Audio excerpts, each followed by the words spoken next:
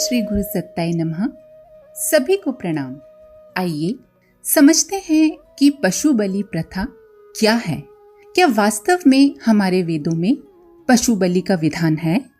इन दिनों कई प्राचीन प्रथाओं को गलत समझा जाता है क्योंकि हम उसके वास्तविक अर्थ को नहीं समझ पाते।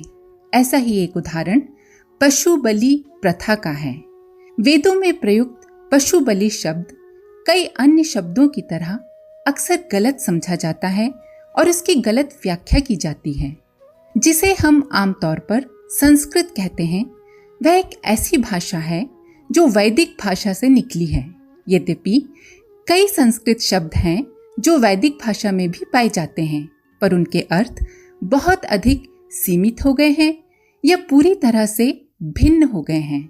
ऐसा इसलिए है क्योंकि कुछ लोग वैदिक शास्त्रों पर भाष्य लिख रहे थे, वेदों को संस्कृत भाषा के दृष्टिकोण से समझने की कोशिश कर रहे थे, पर एक तो उन्हें वैदिक शब्दावली की अपर्याप्त समझ थी, साथ ही उनकी ये गलत धारणा थी कि वैदिक भाषा और शास्त्रीय संस्कृत में शब्दों के अर्थ हमेशा समान होते हैं। इसी नासमझी की वजह से वेदों में प्रयुक्त शब्दों की गलत व्याख्या कर दी गई, जैसे कि पशु बलि शब्द की। एक ही शब्द के कई अर्थ होते हैं। पशु बलि शब्द के भी अनेक अर्थ हैं, पर कुछ संकुचित विचार के व्यक्ति वेद और यज्ञ की मूलभूत भावना के विपरीत उसका अर्थ पशु हिंसा से करने लगे और अर्थ का अनर्थ हो गया। मध्यकालीन युग में लोगों ने सचमुच ही पशु यज्ञ का वास्तविक अर्थ न समझकर पशु हत्या आरंभ कर दी और घोड़े, गाय, बकरे एवं मनुष्य तक मार मार कर होमने शुरू कर दिए। ये हत्याकांड जब फैला तो उसके विरुद्ध जनता में घोर घृणा उत्पन्न हुई। यज्ञों की निंदा होने लगी, वेदों की निंदा होने लगी, लोग यज्ञों का विरोध करने लगे। बौद्ध धर्म और जैन धर्म ने भी इस प्रकार की हिंसा का डट कर विरोध किया और धीरे धीरे ये प्रथा बंद होती गई।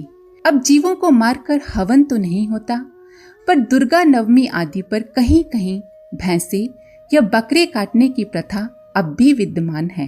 इन अज्ञान मूलक बातों का जितना विरोध हो उतना ही उत्तम है और हमारे पवित्र धर्म को कलंकित करने वाली ये घृणित प्रथाएं जितनी जल्दी बंद हो सके उतना ही उत्तम है।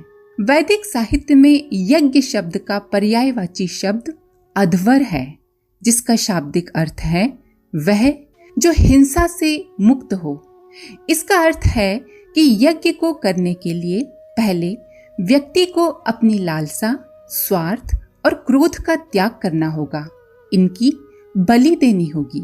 प्राचीन यज्ञ वास्तव में अत्यधिक आध्यात्मिक और परिष्कृत समारोह थे। शास्त्रीय संस्कृत में अश्व शब्द का अर्थ है घोड़ा, लेकिन वैदिक भाषा में अश्व शब्द के दो अर्थ हैं, आत्मा और राष्ट्र। संस्कृत शब्द अज का अक्सर अनुवाद किया जाता है बकरी, जबकि इस शब्द का वैदिक अर्थ है शाश्वत आत्मा। इसलिए अश्वमेध यज्ञ अर्थात आत्मा की शुद्धि और राष्ट्र की मजबूती के लिए किया जाने वाला और अजमेध यज्ञ अर्थात जो यज्ञ आत्मा की प्रतिष्ठा के लिए किया जाता है। समय के साथ यज्ञ या बलिदान जैसा एक सुंदर और महान कार्य दुनिया के अधिक से अधिक अच्छे के लिए एक पूरी तरह से निस्वार्थ कार्य और पशु बलि की अद्भुत अवधारणा वैदिक भाषा की गलत अनुवाद की वजह से निर्दोष और हानि रहित प्राणियों के वध का कारण बन गई। ये निश्चित रूप से सच है कि मध्य युग में भारत और दुनिया के अन्य हिस्सों में जानवरों की बलि दी जाती थी। हालांकि ये बलिदान वेदों द्वारा निर्धारित नहीं था। वेदों में जिस बलिदान की बात कही गई है वह समाज और दुनिया के हित के लिए स्वयं की सुख सुविधाओं का और स्वयं की नकारात्मक, हिंसात्मक और दुष्प्रवृत्तियों का बलिदान है।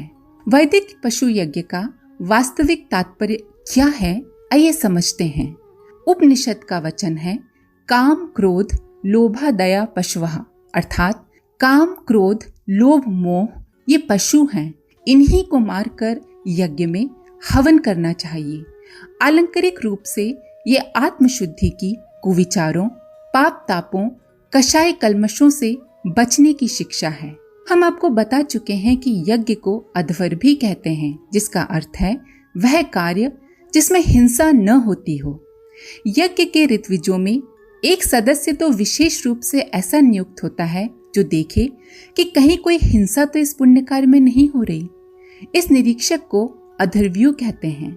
विचार करने की बात है कि जिस यज्ञ में हिंसा न होने का इतना ध्यान रखा गया है, पंचभूत संस्कार की क्रिया में छोटे छोटे जीव जंतुओं की प्राण रक्षा के लिए पहले से ही पूरी सावधानी बरतने की व्यवस्था है, उस कार्य में पशु की निर्दय हत्या करने का विधान कैसे हो सकता है? जिन ग्रंथों में पशु यज्ञ का वर्णन है वह केवल अलंकारिक रूप है, उसे एक कथा का रूप दिया गया है समझने के लिए। पर लोग उस शैली के वास्तविक तात्पर्य को भूलकर, न समझकर अर्थ का अनर्थ करने लगे। शतपथ ब्राह्मण में पशु यज्ञ का वर्णन इस प्रकार मिलता है। आरंभ में देवों ने पुरुष का बलिदान किया, उससे पवित्र भाग निकल गया और वह घोड़े में प्रविष्ट हुआ। उन्होंने घोड़े को मारा, घोड़े को मारते ही उससे पवित्र भाग निकल गया और गौ में प्रविष्ट हुआ। उन्होंने गौ की बलि दी, उसी समय उससे भी वह पवित्र भाग निकलकर मेढ़े में चला गया। उन्होंने मेढ़े की बलि दी, उस समय उससे पवित्र भाग निकलकर बकरे में प्रविष्ट हुआ। उन्होंने बकरे को मारा और उसी समय उससे पवित्र भाग निकलकर पृथ्वी में प्रविष्ट हुआ। तब देव उस पृथ्वी को खोदने लगे। भूमि खोदने से उनको चावल और जौ प्राप्त हुए। इन चावल और जौ से जो हवन किया जाता है उसका वीर्य और बल उतना ही होता है जितना कि पूर्वोक्त हवियों अर्थात नर, गाय, अश्व आदि का होता है।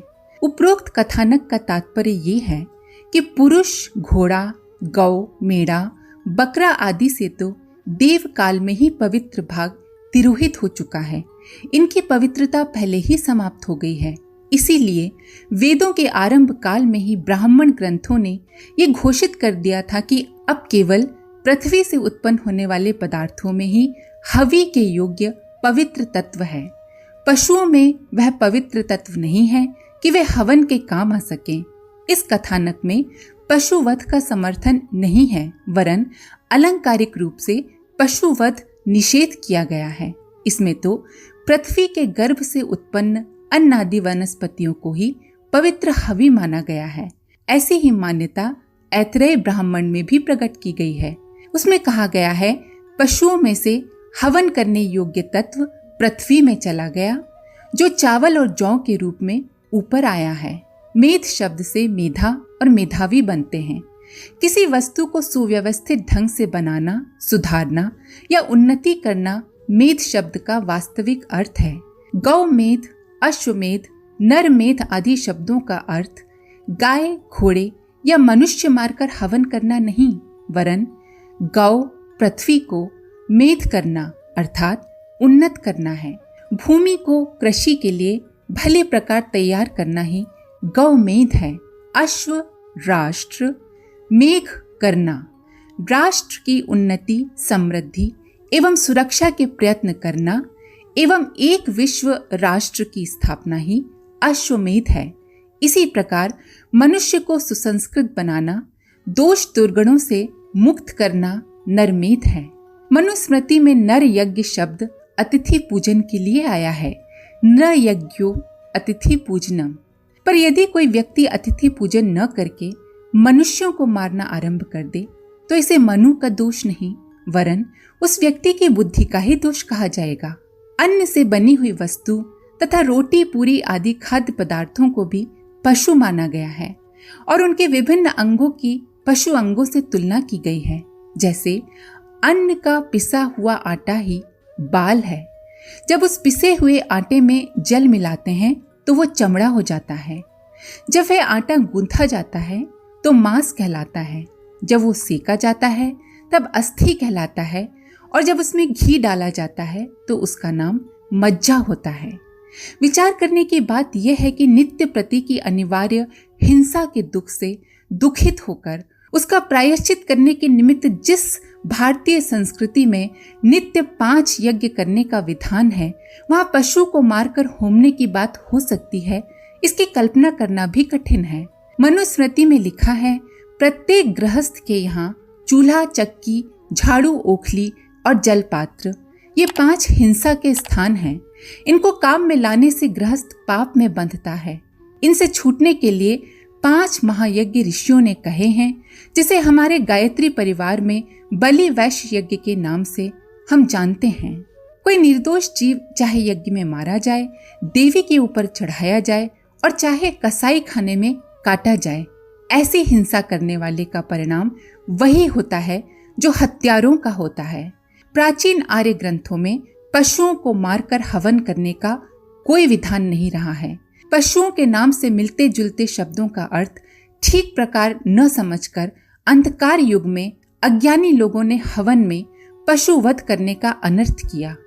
शास्त्र का मर्म ठीक प्रकार से न समझना और एक शब्द के जो कई अर्थ होते हैं उनको ठीक प्रकार से न समझकर अर्थ को अनर्थ कर बैठने का अज्ञान इसका कारण हो सकता है। जो भी हो, पशु वध सो भी यज्ञ जैसे पवित्र कार्य के संबंध में करना कभी भी उचित नहीं ठहराया जा सकता।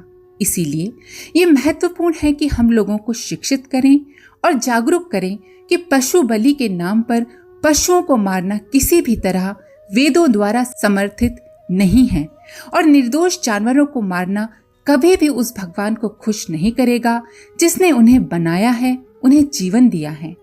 यज्ञ में मारा हुआ पशु स्वर्ग जाता है, इस मनगढ़ंत कहानी की मस्खरी उड़ाते हुए एक तार्किक ने बहुत अच्छा प्रश्न उपस्थित किया है। उनका कहना है कि यदि हवन में मरा हुआ पशु स्वर्ग चला जाता है तो यजमान अपने बंधु बांधवों को यज्ञ में क्यों नहीं हवन कर देता ताकि वो सब भी स्वर्ग चले जाएं। यज्ञों के संबंध में ये कलंक लगाना किसी भी प्रकार उचित नहीं कि उनमें हिंसा का विधान है। मध्यकाल में कुछ लोगों ने ऐसे कुत्सित कर्म करके यज्ञ को बदनाम अवश्य कराया है, पर उनके कृत्यों से यज्ञ की शाश्वत मूल भावना में वस्तुतः कोई परिवर्तन नहीं होता। यज्ञ का उद्देश्य महान है, वो संपूर्ण संसार को प्राणदान करने वाला है। गंगा में कोई व्यक्ति गंदगी फेंके तो उससे गंगा कलंकित नहीं होती। इसी प्रकार पशु हिंसा का अनर्थ उनके नाम पर किसी समय किया भी गया होगा तो भी यज्ञ भगवान का विशुद्ध रूप सदा पवित्र ही रहेगा। आज के लिए इतना ही। आप सभी का धन्यवाद। ओम शांति।